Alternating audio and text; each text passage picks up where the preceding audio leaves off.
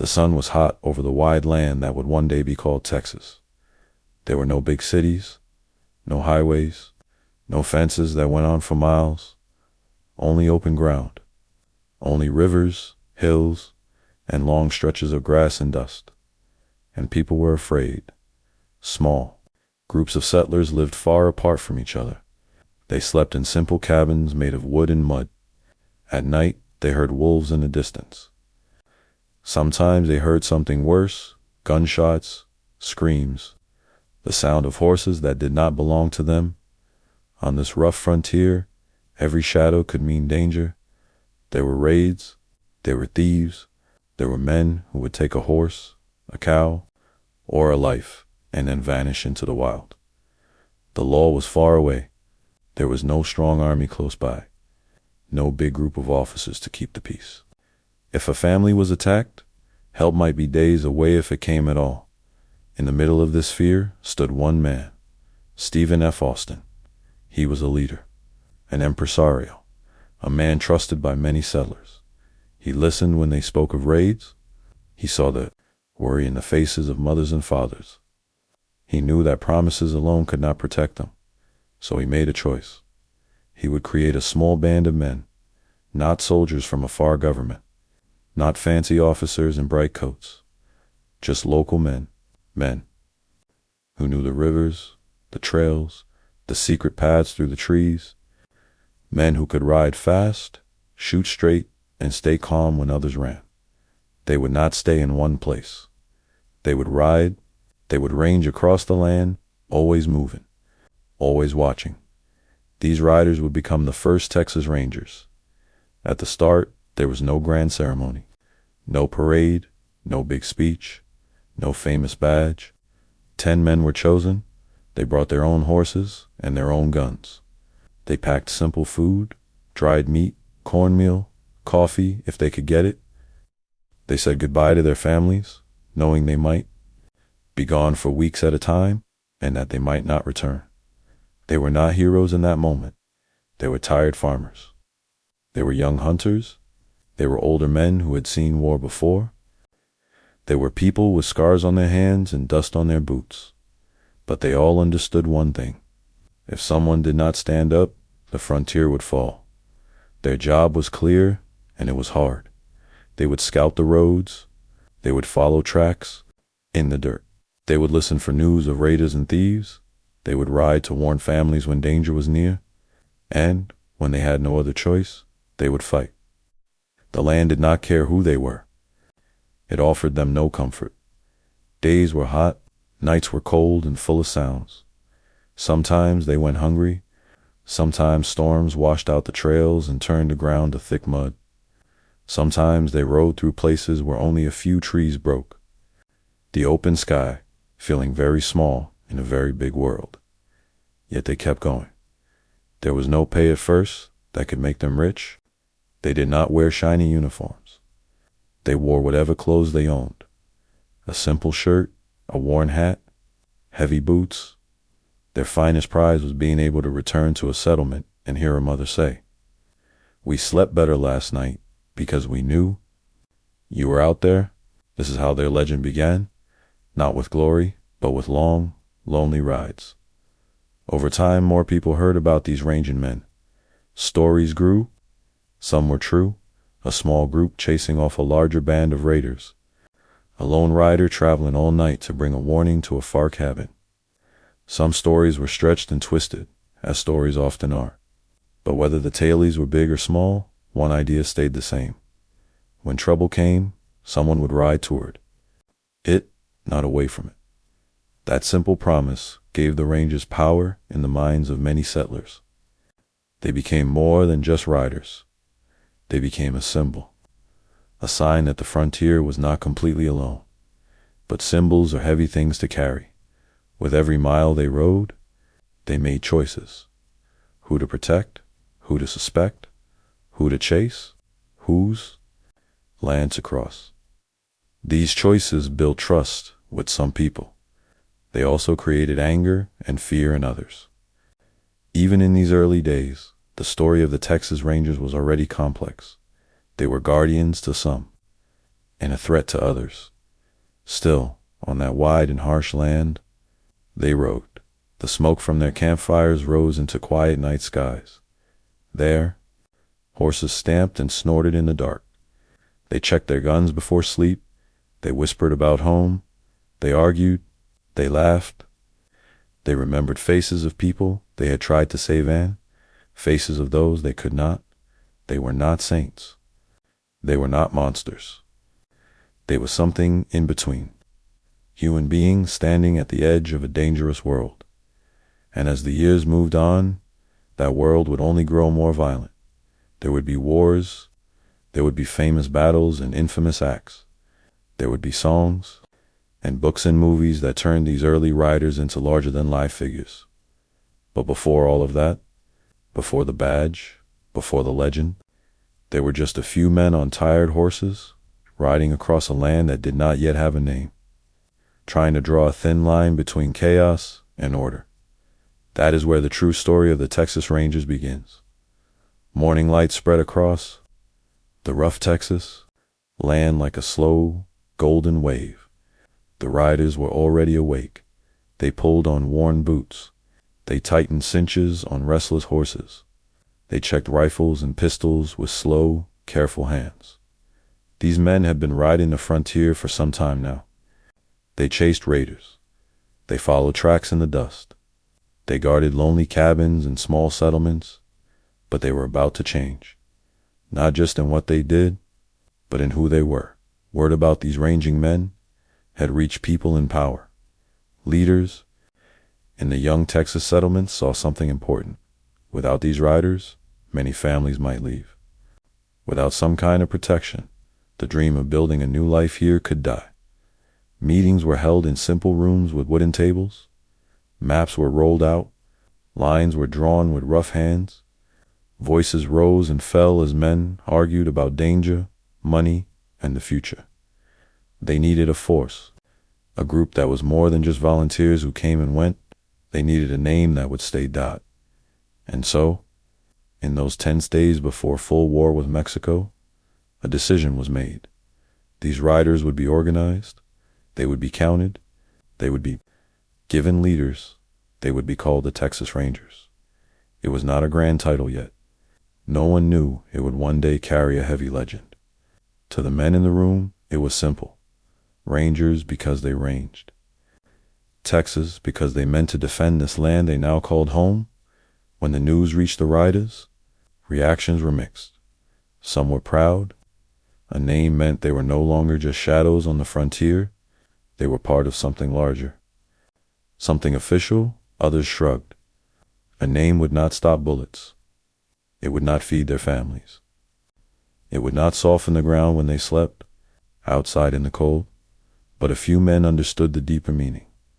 If the settlements were going to survive, there had to be some kind of order, a thread of law that stretched across forests, prairies, and river crossings. The name was a start. The timing could not have been more dangerous. Tension between settlers in Texas and the Mexican. Government was rising like smoke before a fire. Rules and orders came from far away. Many settlers felt unheard, unseen. They wanted more control over their lives. Talk of rebellion hung in the air, and in the middle of that rising storm stood the Rangers. They were not politicians. They did not write laws, but their work had a quiet purpose.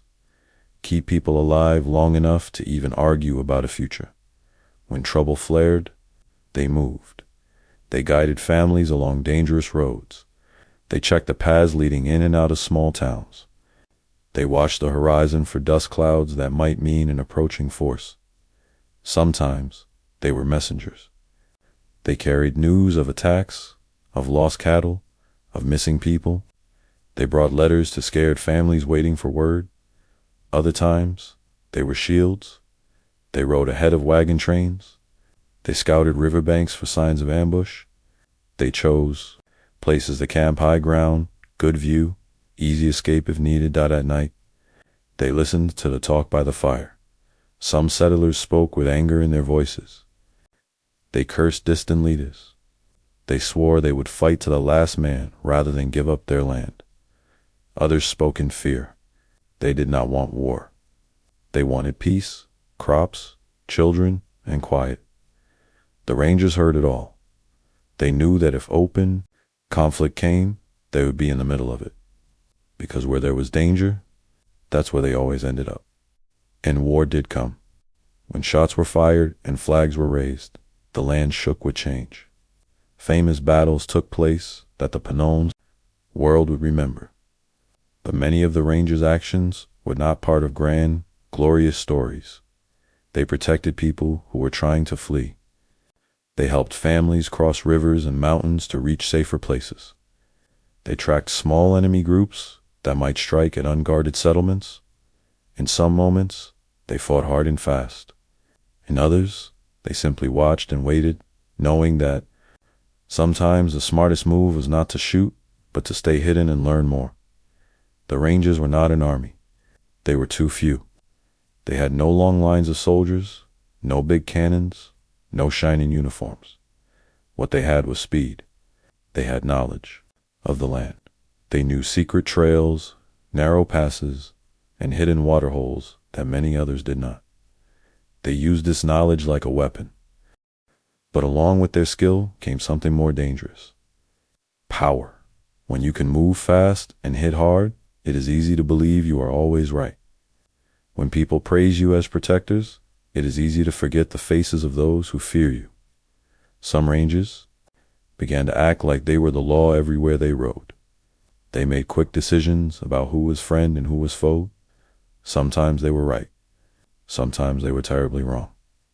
This is where the story of the Texas Rangers starts to bend. And twist, they were brave. They were bold. They were also human. And humans make mistakes, especially when they live in a world filled with fear and anger. They saved lives. They took lives. They marched closer to glory and to guilt, often on the very same day. Still, the legend of their name grew out children in cabins, whispered stories about the Rangers who rode for days without rest. Women in lonely houses felt a small bit safer, knowing there were hard men out there watching the roads. Men in power liked having a sharp tool day, could send into dangerous places. The badge was not yet the famous star it would become. The legend was still young, but the idea was already there. When law was weak, when fear was strong, when enemies were near, the Texas Rangers would ride, and as war and change continued to shake the land, these men on horseback were riding toward a future that would make them famous, feared, and never forgotten. The war with Mexico changed everything. The land that people called Texas was no longer just a wild frontier. It was now the center of a fight between two nations, Mexico and the young United States. When Texas joined the United States, the border became a burning line. Both sides claimed rivers and land. Both sides sent troops. Both sides prepared for blood. And in this tense, dangerous time, the Texas Rangers were called again. They were not a large force. They were not an official army. But they had something generals wanted very badly. They knew the land, rivers, hills, canyons, secret trails. These were as familiar to the Rangers as the lines on their own hands. They knew which paths a small group of men could use to move fast. They knew which routes were deadly traps and which offered surprise. So when war broke out in the 1840s, men like John Coffey, Jack Hayes, and Samuel Walker rode into the story. Jack Hayes was not loud or showy. He was calm. He listened more than he spoke. But in battle, he was like a spark in dry grass, fierce and hard to stop. Sam Walker was bold and restless. He saw war as a test of courage. He would later help design a new kind of revolver, a strong gun that many Rangers would carry together. With other Rangers, they joined the U.S. forces as scouts and fighters. The regular army moved slowly. It had long supply lines, heavy wagons, and strict orders. The Rangers moved fast. They rode light, carried their own food, and made choices on the fly. They went ahead of the main army to find the best trails and the safest places to cross rivers. They watched enemy camps from a distance. They reported back on where the Mexican troops were strong and where they were weak-died in battle. They often fought on the edges of the main fight. They hit quick and pulled back. They chased small groups that tried to break away. They cut off escape routes. Their style of fighting looked wild to many regular officers. It did not follow pretty lines on a map, but it worked. Soon, stories of the Rangers spread through both armies. To many American soldiers, the Rangers were heroes. They seemed fearless. They rode into danger when others hesitated. They had sharp eyes and steady hands. But that is not the only story. Too many Mexicans. The Rangers were monsters. Villagers saw them as men who appeared from dust and smoke, fired guns, burned homes, and rode away. In towns near the fighting, people whispered a name with fear and anger. They called them Los Diablos Tejanos, the Texan Devils. This name did not come from nowhere. Some Rangers went far beyond simple scouting and battle. There were raids where homes were destroyed. There were days when civilians suffered, not just soldiers. There were moments when rage and hate ruled more than discipline or mercy. War is a fire that burns everybody it touches. The Rangers were no different. On some days, they were brave protectors. On other days, they left scars that would last for generations. Still, the generals kept calling for them. In fights near places like Palo Alto and Monterey, the Rangers earned official praise. They rode in front of heavy columns. They found side paths for flanking moves. They chased fleeing enemies through tight streets and rough hills. Jack Hayes, Sam Walker, and their men built a reputation that reached newspapers, faraway stories were told of small groups of Rangers holding off larger forces. Readers loved these tales of bold Texas horsemen. Dime novels and letters turned them into legends even before the war ended. But paper legends are smooth. Real life is not. For every clean, heroic story, there was a darker one that no one printed.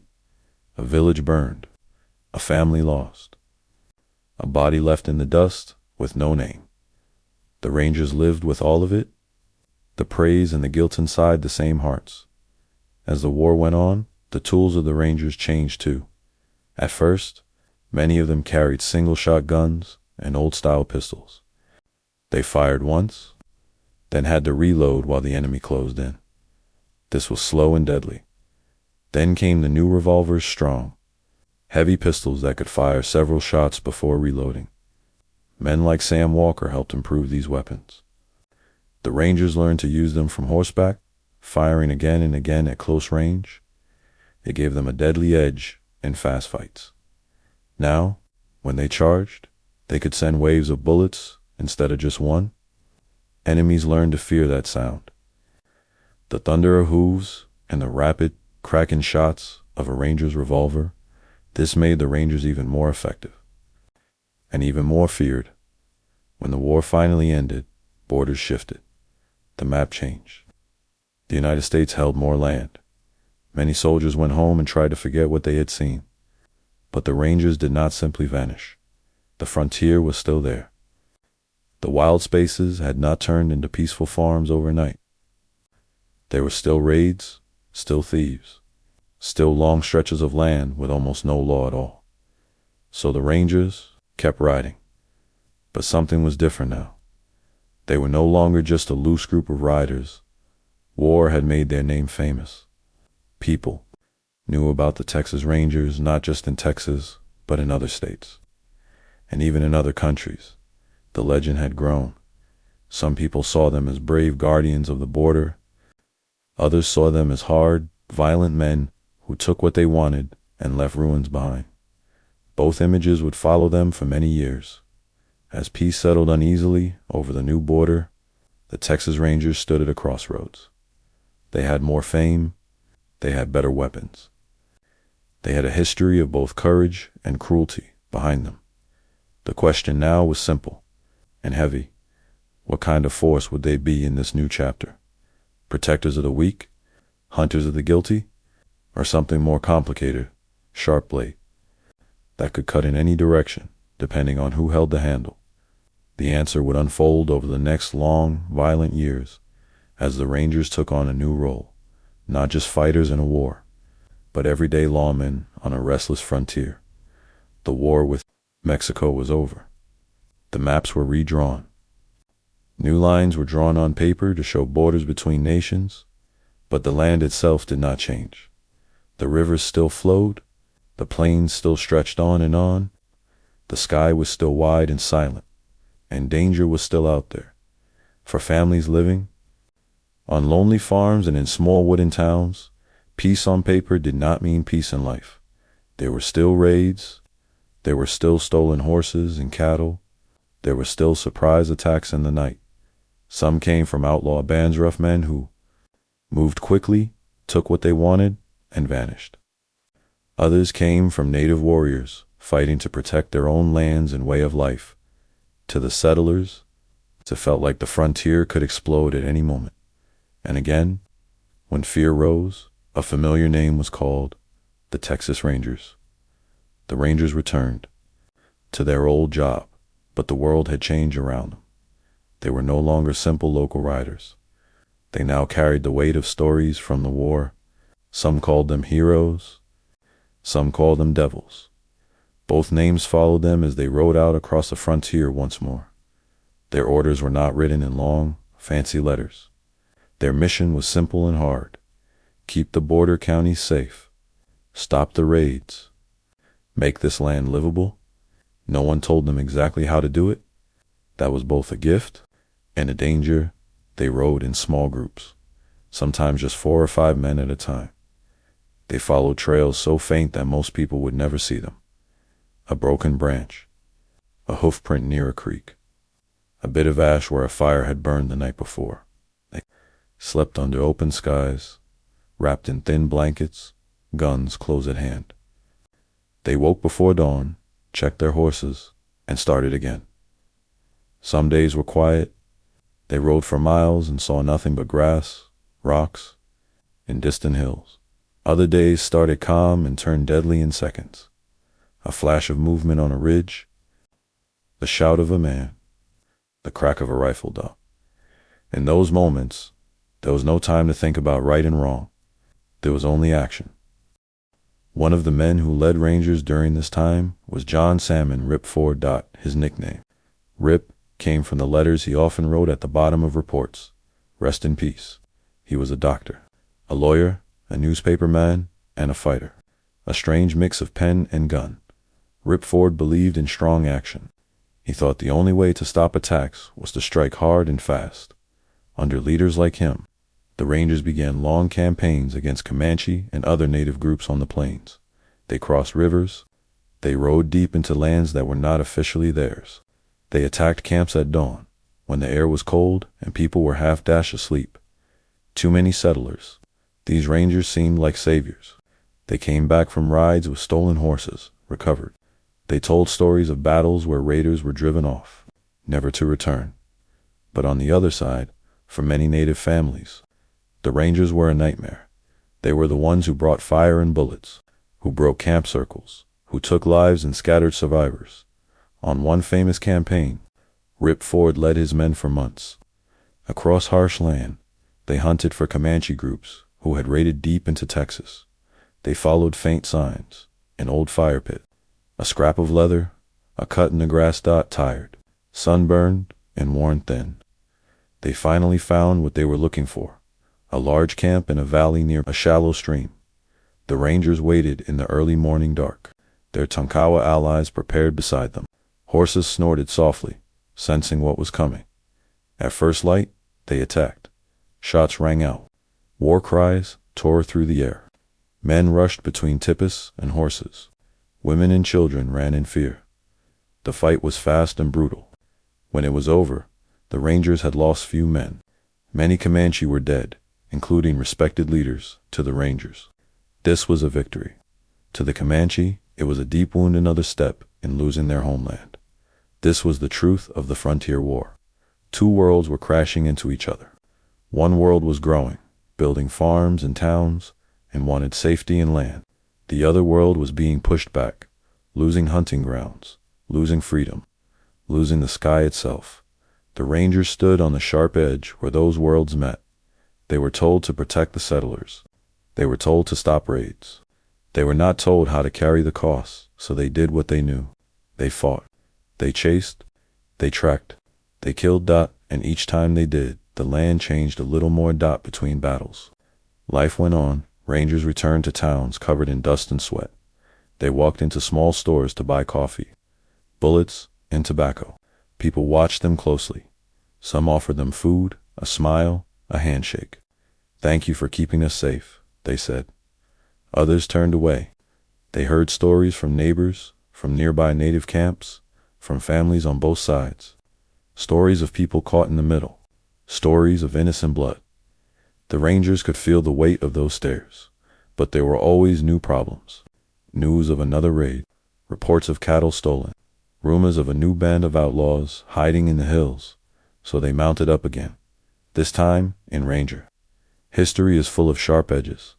If you look from one angle, you see brave men holding a thin line around a growing community. If you look from another, you see riders bringing death to people whose way of life was slipping away. Both views are true. Both live in the same story. The Texas Rangers were not simple heroes riding into a sunset. They were not simple villains chasing power. They were human beings caught in a violent time, making choices with guns in their hands and fear in their hearts. The frontier was slowly changing. The open plains were being cut by fences. Buffalo were growing fewer. New towns were rising out of the dust. And as the land changed, so would the Rangers. Soon. They would not just fight in empty valleys and on grass-covered hills. They would ride into noisy, growing towns filled with saloons, railroads, and new kinds of crime. The war on the frontier was only one chapter. The next chapter would pull the Rangers into a different kind of battle. A fight not just against raiders and warriors, but against outlaws, feuds, and the wild heart of the West itself. The wide Texas frontier was changing. The endless open land was slowly filling with fences. Railroads were pushing their way across the plains. New towns appeared, almost overnight clusters of wooden buildings with names painted in fresh, uneven letters. But with new towns came new trouble. Saloons glowed late into the night. Gamblers, drifters, and hard men crowded around tables. Whiskey flowed. Tempers burned. Gunshots were not rare. Robberies were not shocking. Feuds started over land, over cattle, over pride, and sometimes over nothing at all. In many of these places, there was one truth. The law on paper was weak. The law with the gun was strong.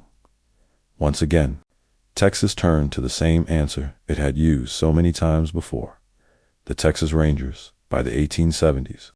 The biggest danger in Texas was no longer just Indian raids. It was Texans themselves, outlaws, gunmen, and gangs who believed the state was too big and too wild for anyone to control. So, in 1874, the leaders of Texas decided to build something new and stronger. They created two Ranger forces, a special force under Captain Leander H. McNelly, sent to the wild borderland between Corpus Christi and the Rio Grande, a place known as the Nueces Strip, a land of thieves, smugglers, and violent feuds. The Frontier Battalion, 6 companies of Rangers under Major John B. Jones, charged with fighting both Indian raids and rising crime across the frontier counties. These men were not just scouts anymore. They were not just riders on lonely trails. They were now frontier law. In the South, McNelly and his special force rode into the Nueces, strip a stretch of land where many people believed there was no real law. Cattle vanished in the night, driven across the Rio Grande and sold in Mexico. Gangs crossed the river to raid ranches, then slipped back to safety. Some men there obeyed no flag at all. McNelly was short, thin, often sick, but his spirit was sharp as a knife. He chose a small band of men, about 40 riders. They called themselves Little McNellys. They were fiercely loyal to him, and he pushed them hard. They chased rustlers across miles of dust. They crossed the Rio Grande, even when they were told not to. They hit cattle thieves so fast and so hard that many simply fled the region. To ranchers, McNelly was a hero. He brought back stolen herds. He made bandits think twice before crossing the river. But his methods were dark. Witnesses later said there were forced confessions, brutal beatings, and illegal executions. McNelly sometimes ignored orders from his own superiors, believing he knew what justice looked like, gun in hand. To some, he was a savior. To others, he was just another kind of outlaw, wearing the badge instead of hiding from it. Farther north and west, Major John B. Jones led the Frontier Battalion. 6 companies of 75 men, each spread out across the restless state. At first, they fought in the last hard clashes of the Texas Indian Wars against Comanche, Kiowa, and Apache raiders. They rode from fort to fort, acting as a moving shield in front of the line of settlements. But after a few years, something shifted. Indian raids grew fewer. Settlers pushed deeper into former hunting grounds. The old frontier was closing. The Rangers' main enemy changed from warriors on horseback to outlaws in boots and spurs. Texas in these years was full of violent men, whose names would echo through history. There was John Wesley Hardin, a deadly gunman who claimed to have killed dozens of men. There was Sam Bass, a smiling robber who held up stages and trains near Dallas and beyond. They walked into towns with easy grins and quick hands. They drank, gambled, and sometimes shot men for small reasons or no reason at all. And behind them, sooner or later, came the Texas Rangers. When Hardin shot a deputy named Charles Webb in 1874, the state finally had enough. A large reward was put on Hardin's head. Rangers hunted him across states, following rumors, letters, and faint tracks. In 1877, they caught up with him on a train in Florida. Hardin reached for his gun, but it snagged on his suspenders. In that brief, clumsy moment, the Rangers rushed him, knocked him out, and dragged him away in irons. The message was clear. You could run far. You could run fast. But the Texas Rangers might still find you. Asterisk Sam. Bass learned that same truth the hard way. Bass and his gang robbed banks and trains again and again, sometimes within just a few miles of big Texas towns. People loved to tell stories about him, as if he were a charming rogue from a song. But to the Rangers, he was not a song. He was a problem that had to be solved. A special ranger company hunted bass across North Texas. Finally, in 1878, at a town called Round Rock, the end came. Bass and his men were planning to rob a bank. Local officers and rangers were waiting. Gunfire ripped through the street. A sheriff fell. A deputy fell. Bass himself was shot and badly wounded. He died soon after one more. Outlaw legend cut short by very real bullets. These battles were not just about famous names. Every day, Rangers also dealt with smaller fights and quiet wars. There were feuds between families, like the deadly Sutton-Taylor feud that turned whole counties into thinly veiled battlefields. There were range wars over fences and water, where ranchers cut each other's barbed wire and sometimes each other's lives short. Rangers broke up mobs, guarded jails from lynchings, and stood in crowded courtrooms so that witnesses were brave enough to speak. They were not always fair. They were not always gentle, but they were often the only thing standing between complete chaos and some rough idea of order. By the late 1880s, something strange began to happen, because the Rangers had been so active fighting raiders, chasing outlaws, stopping feuds. Open crime began to fall in many places. The towns grew a little quieter. The trains ran with fewer robberies. The old days of wild gunmen on every corner started to fade. Some people now said, maybe we don't need the Rangers anymore. They saw them as too costly, too rough, or simply left over from a past that was ending. But the story was not that simple, because even as big, famous crimes slowed down. The land was still large. The border was still long. New tensions simmered in the South, along the Rio Grande, and in the next century, those tensions would explode again. For now, though, the Texas Rangers had helped drag Texas from raw frontier chaos toward something like order. They had become law in the dusty towns, riding between saloons and courthouses, between legend and reality. Yet the questions around them grew louder. Were they protectors, or punishers justice, or just force?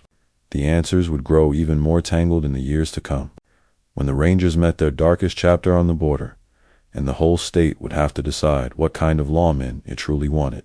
Asterisk. The wildest days of Texas were fading. The big Indian wars were ending. The famous outlaws were dead or locked away. Railroads cut across the state like steel rivers. Telegraph wires carried news faster than any horse. Texas was changing, and the Texas Rangers were changing with it. In many towns, the sound of gunfire at night grew rare. Families slept a little easier. There were schools now, and churches, and stores with glass windows instead of rough boards. The Rangers still rode, but their work felt different. They were no longer racing from one gunfight to another every week. They were not chasing famous names every month. Instead, they watched long stretches of land, settled small disputes, and kept an eye on people who thought the old wild days were still alive. Some said the Rangers had become prairie patrolmen. They rode slow loops across open country. They stopped at lonely ranches where the mailbox might see a letter once a month. They spoke with cowhands who had been alone on the range for weeks. They checked on small towns to poor or to new, to have strong local law. They were still the thin line between trouble and peace. But now the trouble was often small and quiet. Not everyone thought they were needed anymore. In the big cities like Austin, Houston, and Dallas, people saw more policemen in uniforms. There were judges, proper courthouses, and written laws thick enough to fill shelves. Some city leaders said, "We have courts now. We have sheriffs. Why pay for men on horses with no fixed station?" Year after year, arguments echoed in government halls. Budgets were cut. Ranger companies were shrunk. In some years, there were only a few dozen rangers for the whole huge state.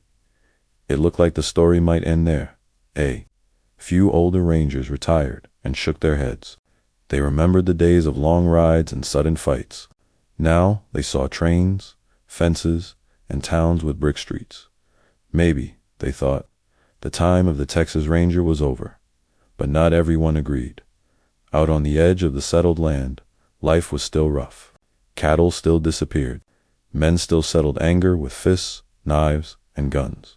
Law could still vanish in the space between one town and the next. Some county sheriffs quietly asked for help.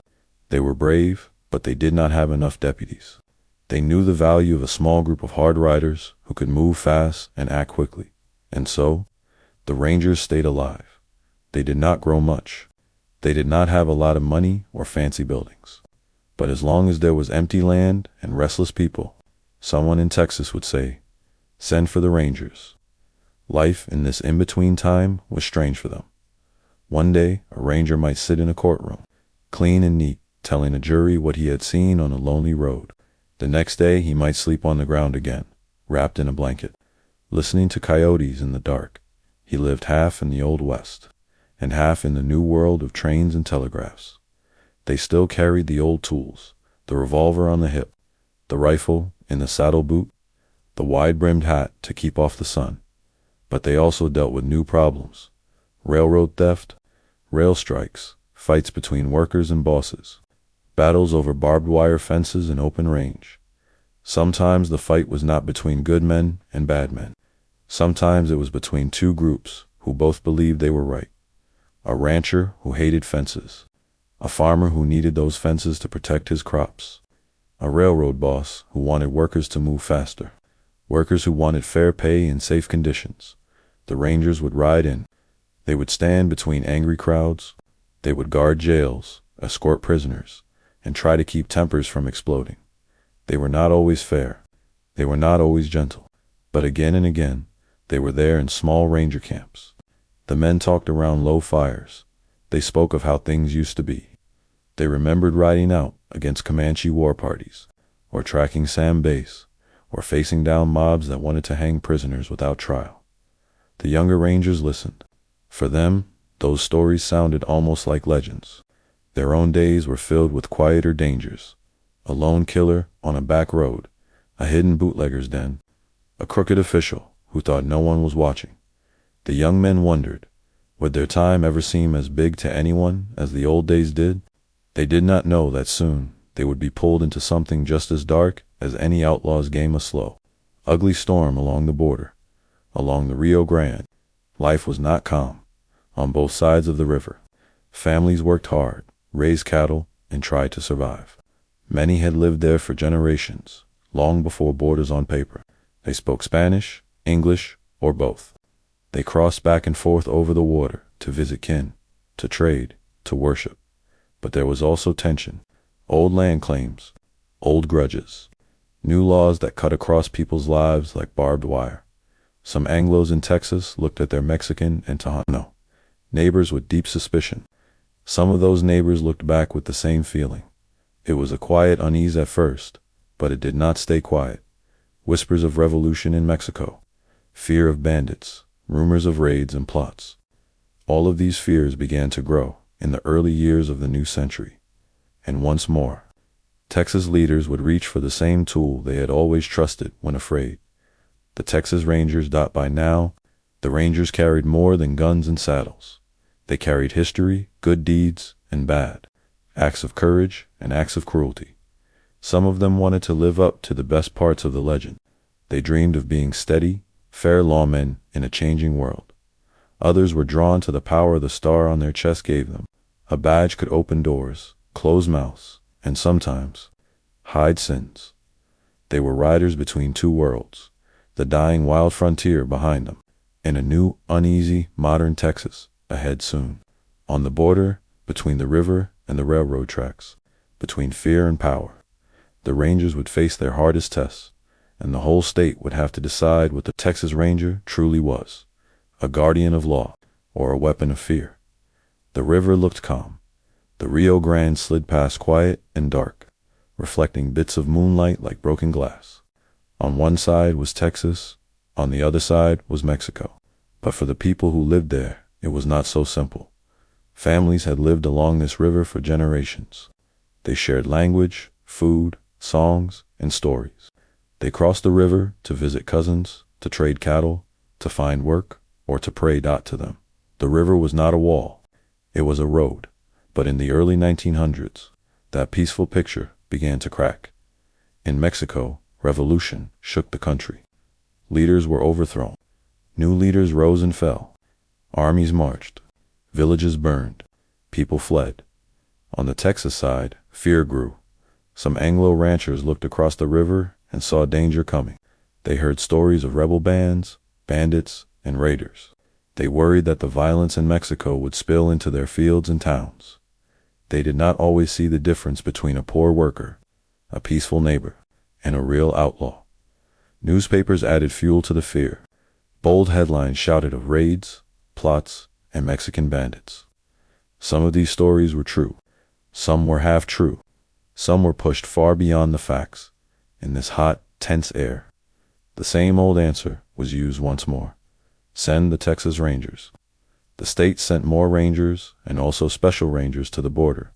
Some were experienced lawmen. Others were quickly hired men, given a badge and a gun with little training. Their orders were simple and broad. Stop raids, protect ranches, guard the border, crush trouble. No one gave them clear rules about how far they could go. The result was dark in small border towns. People began to whisper.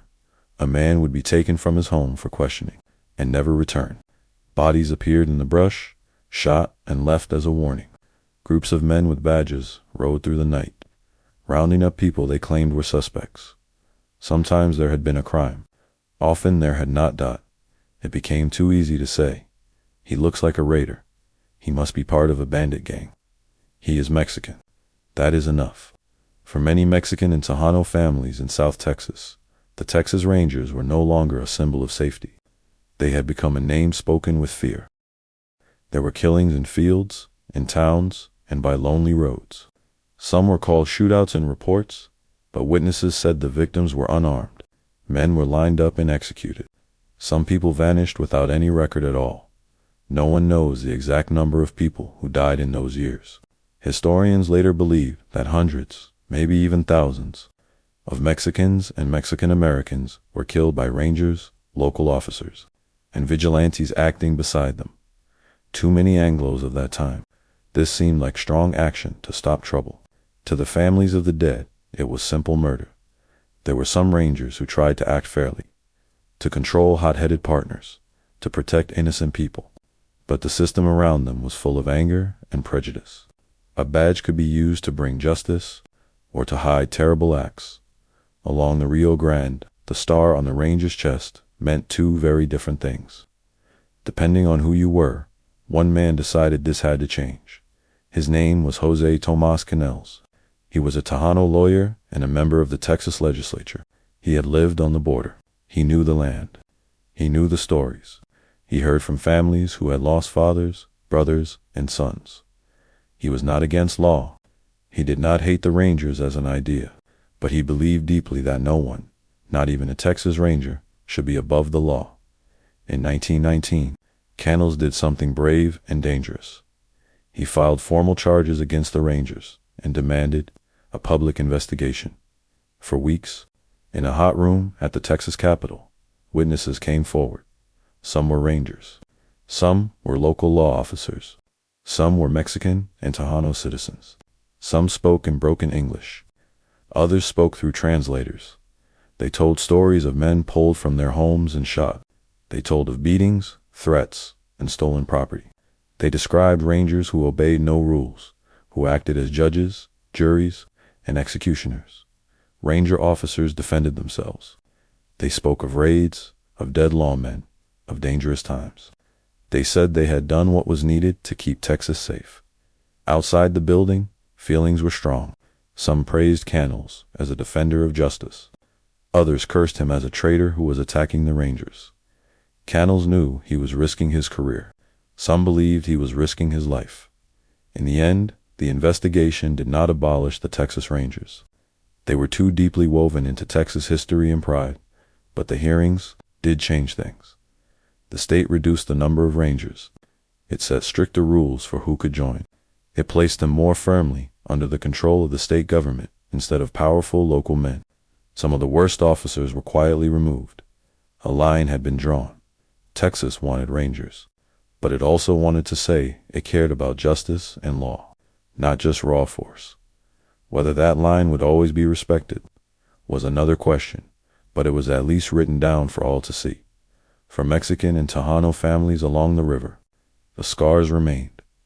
They still remembered the years when a knock at the door in the night might mean a loved one would never come home. They still tended graves that had no markers. They still told stories of Rangers who rode like grim shadows along the Rio Grande. For others in Texas, the legend of the Rangers stayed bright. They remembered stories of brave fights against raiders and bandits, and did not always hear, or want to hear, the stories of innocent blood.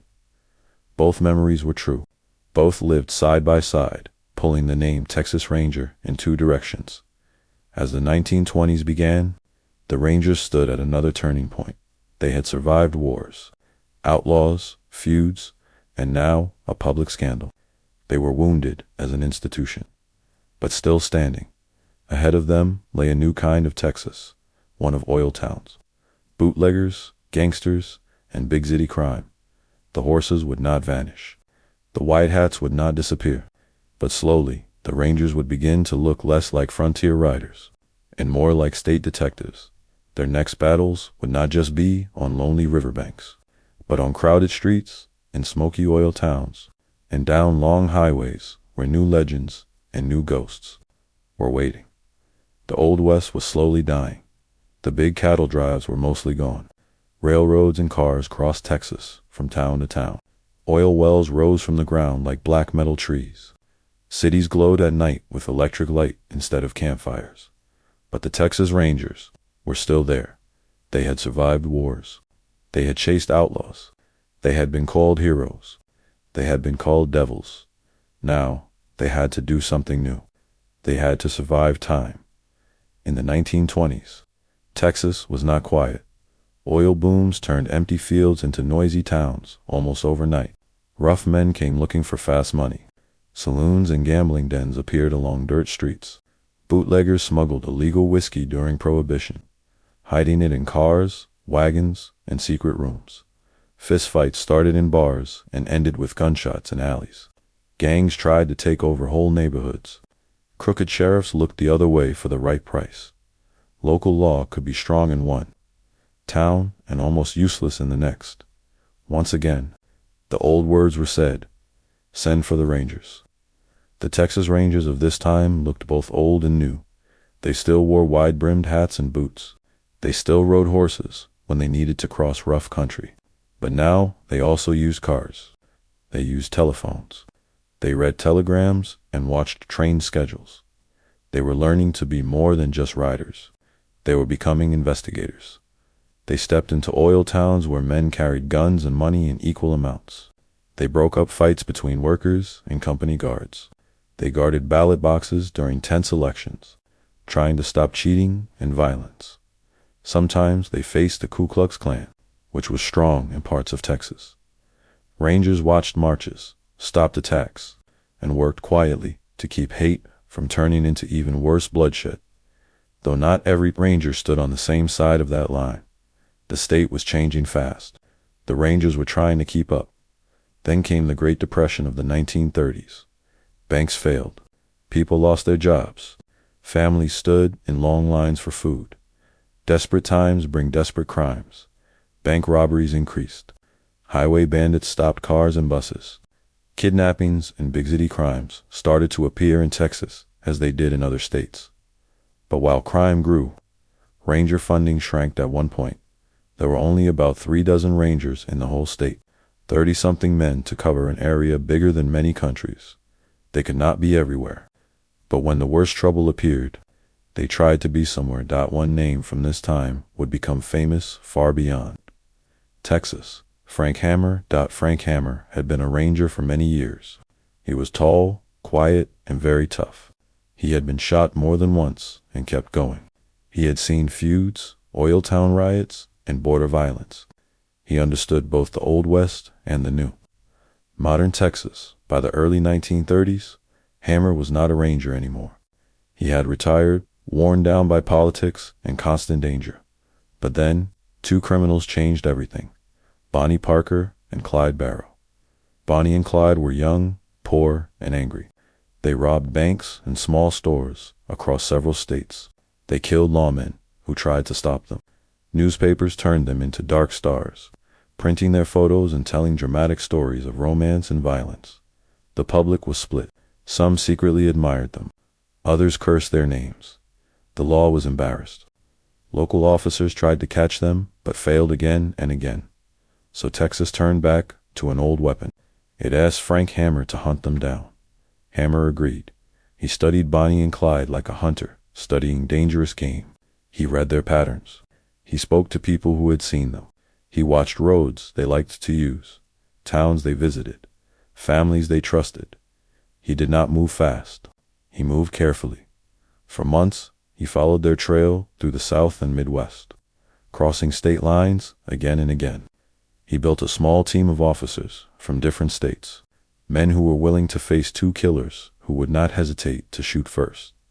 Finally, in May 1934, the hunt ended on a quiet road in Louisiana. Hammer and his men set up an ambush along a narrow country lane. They waited in the brush before dawn, listening for the sound of a car. Hours passed. Then, at last they heard it. Bonnie and Clyde's Ford V8 came into view. The officers stepped out, shouted for them to stop, and in seconds, the air was filled with gunfire. When it was over, Bonnie and Clyde were dead in their car.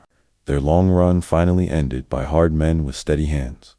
The killing of Bonnie and Clyde made headlines across the country. Some people cheered. Some were shocked by the amount of bullets used. But one thing was clear. Even in the age of cars and machine guns, the Texas Rangers or men trained like them were still very, very dangerous to criminals. Yet, at almost the same time, the Rangers themselves were changing on paper. In 1935, Texas created a new agency, the Texas Department of Public Safety, often called the DPS. This agency brought together the Rangers, the Highway Patrol, and other units under one roof. The idea was simple. Modern times needed modern law enforcement. The Rangers became one division inside this larger department. They kept their name, their hats, and their legend. But now they had to follow stricter rules. New rangers were chosen more carefully. They had to pass tests. They had to show real skill, not just courage with a gun. They trained in investigation, not just riding and shooting. The rangers began to work more like state detectives. They investigated murders that shocked small towns. They dug into corruption cases where public officials stole money or abused power. They helped in kidnappings, robberies, and big crimes that crossed county lines. They still carried revolvers. They still wore boots. But they also carried notebooks, files, and evidence bags. The image of the Texas Rangers started to shift in movies and dime novels. They were still shown as dusty horsemen chasing bandits in canyons. But in real life, more and more, they were men in plain suits and cowboy hats, driving unmarked cars to crime scenes, stepping carefully around blood and broken glass. They walked through big city police stations and small town jails. They sat in interview rooms across from suspects and asked quiet, sharp questions. They learned to work with fingerprints, photographs, and lab reports. The world of the six-shooter was blending with the world of the typewriter and the evidence file, but the past never fully let them go. Older rangers carried memories of frontier wars and bloody feuds. Border communities still remembered the terror of earlier decades. Some people saw the rangers and felt safe. Others saw them and felt a chill. The badge meant both comfort and fear, depending on the stories a person's family carried. And so, as Texas moved from horses to highways, from dusty trails to shining skyscrapers, the Rangers walked a narrow path, trying to be modern without losing their old identity, trying to be fair while still being feared by criminals, trying to leave behind their darkest chapters, while never fully escaping them. The next years would bring even more change, more technology, more complex crimes, and new questions about what a Texas Ranger should be. A cowboy with a gun, or a careful, trained guardian in a troubled, modern world. The Texas night is no longer lit by campfires and lanterns. Now, highways shine with long lines of headlights. Cities glow, blue and white from office towers and neon signs. Helicopters thump in the distance. Phones buzz in pockets. But somewhere in that modern noise, the old badge still shines. The Texas Rangers have not vanished into history books. They are still here, changed, shaped, and tested by time. In the late 1900s, the Rangers stepped fully into a new role. They were no longer riding the frontier. They were no longer chasing cattle thieves across empty plains every week. Instead, they became what they are today, an elite investigative division inside the Texas Department of Public Safety, with statewide power to look into the worst crimes: murder, organized crime, public corruption, cold cases, and officer-involved shootings. DPS.texas.gov+1. They still wore cowboy hats and boots. They still carried guns. But now they also carried laptops, case files, and long lists of phone records. They were expected not just to be brave, but to be smart across Texas. Local sheriffs and city police faced problems that were growing more complex. A small-town murder that might be tied to a gang in another city. A politician accused of stealing public money. A shooting by an officer that set off anger and doubt in the community. A child missing for years with only a few old clues. When a case was too big, too tangled, or too hot to handle alone, the call often went out. Ask the Rangers to help. Rangers drove across long highways, parked outside small sheriff's offices, and walked into crime scenes wearing plain clothes and a quiet look. They studied bloodstains on floors. They checked camera footage frame by frame. They tracked money, phone calls, and secret meetings. Their world was no longer just dust and gunpowder. It was also paper trails and digital shadows. One of the most powerful changes came with cold cases, all across Texas. There were old crimes sitting in boxes, unsolved murders, missing people, attacks with no clear answers. Families grew old waiting for news that never came. The Rangers began building special teams in a public cold case program to reopen some of these files, using new tools like DNA, modern lab work, and public tips. DPS.texas.gov+1. A Ranger might spend weeks on a case that was older than he or she was reading yellowed reports, call in long-retired officers, visiting crime scenes that had changed with time. Sometimes, after 20 or 30 years, a small detail finally made sense.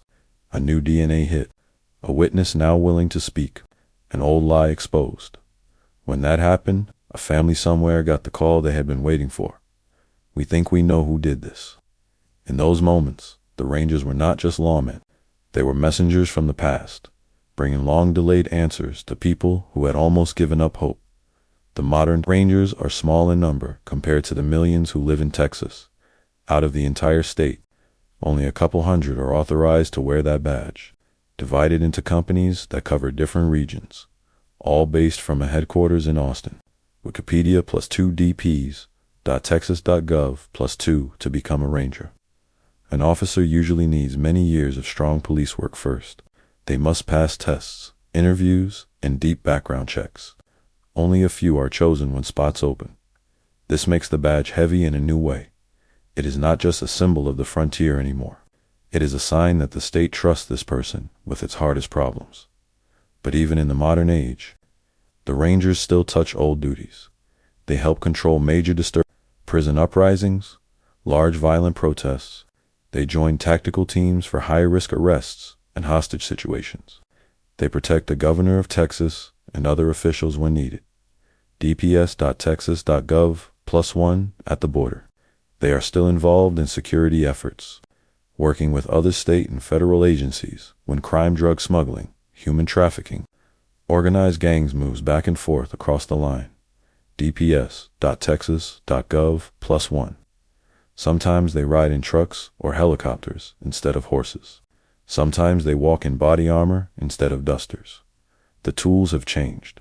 The mission protect people and fight crime remains.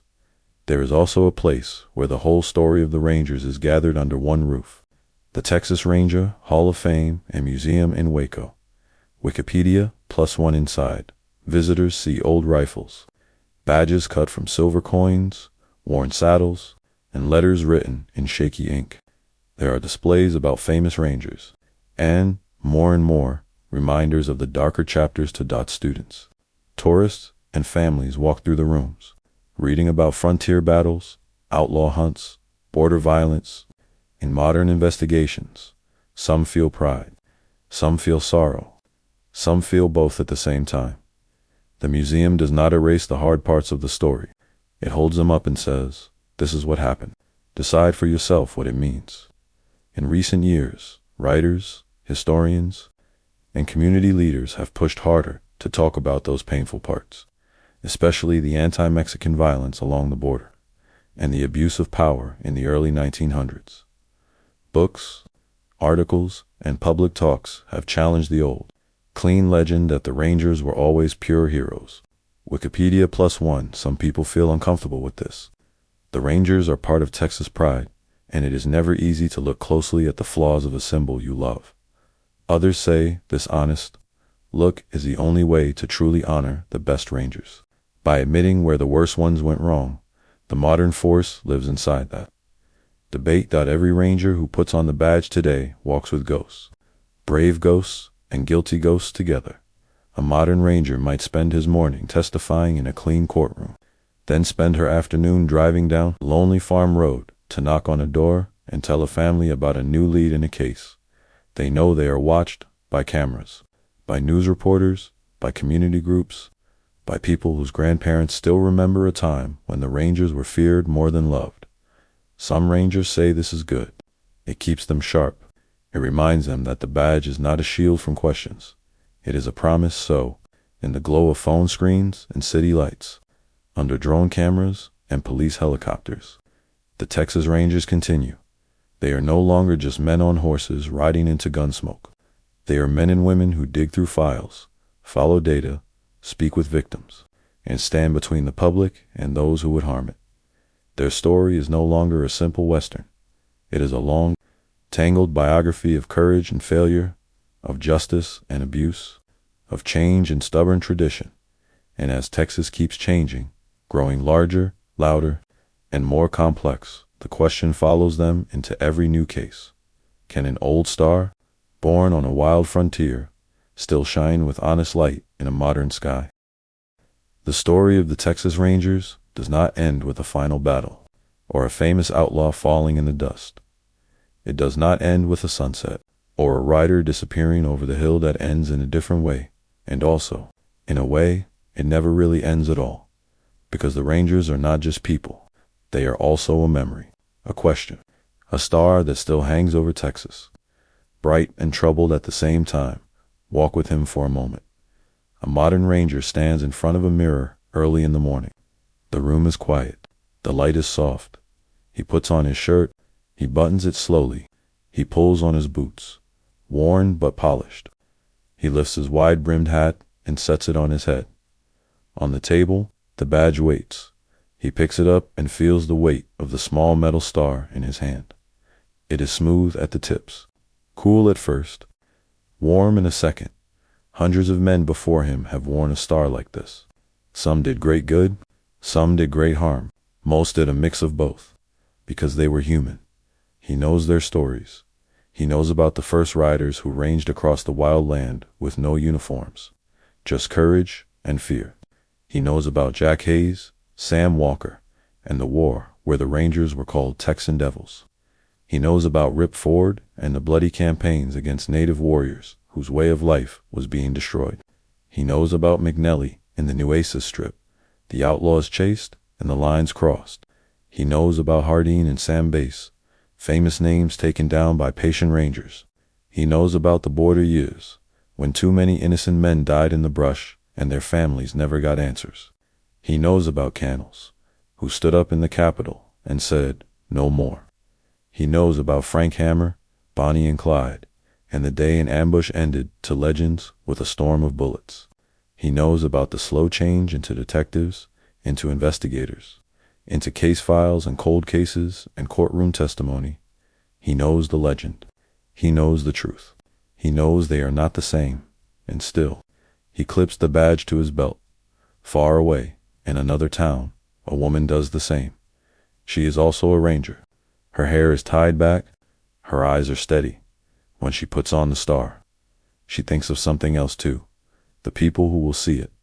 A mother whose child has gone missing. A small town sheriff who feels outmatched by a sudden crime. A family whose loved one was murdered and never saw justice. A border community that still remembers when the Rangers were the ones to fear.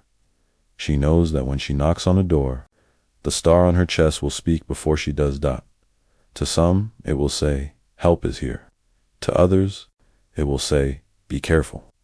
Her job each day is to decide which voice she will give it. In a museum in Waco, a child stands in front of a glass case. Inside is an old Ranger badge, bent a little at the edge, a faded photograph, a rifle with scratches in the wood. The child presses a hand against the glass, eyes wide. Beside him, a parent reads the words on the wall. They tell a story of bravery and also a story of pain. They talk about fights with bandits and also about lynchings and border killings. They talk about honor and about shame. The parent is quiet for a moment. Then softly they explain, history is not a clean story. The Rangers did good things. They also did terrible things. We remember both. The child nods slowly in that small moment. Another kind of Ranger work is done. Not with guns, not with arrests, but with truth. Outside, the state of Texas keeps moving. Cars rush along highways that cross the same land where Rangers once rode alone under the sun. Phones buzz with messages. Security cameras blink red lights in corners of stores and banks. Police scanners crackle with calls. Somewhere, a Ranger is walking into a crime scene. He moves carefully so he does not step on evidence. He listens to witnesses. He takes notes. Somewhere else, another Ranger is sitting with an old file, a cold case, a name written in faded ink, a photograph from decades ago, edges curling. She flips through the pages and thinks, someone loved this person. Someone still wonders what happened to them. She turns back to the first page and starts again, searching for the detail everyone missed. The world has changed, but one part of the job is still the same. The Ranger steps forward when others step back, into a dark alley, into a tense crowd, into a meeting where the powerful do not want questions asked, into memories that hurt to touch. Sometimes they do this well. Sometimes they fail. The question is no longer, are the Texas Rangers heroes? That is too simple. The better question is, can people with such a heavy, mixed past choose to do better in the present? Can they carry the badge with open eyes, knowing the harm done in its name before, and still try to use it for good? In the end, the Texas Ranger story is not just about six-shooters, saddles, and dusty gunfights. It is about power who holds it and what they do with it. It is about fear who feels it and why. It is about courage, the kind that faces danger and the kind that faces the truth.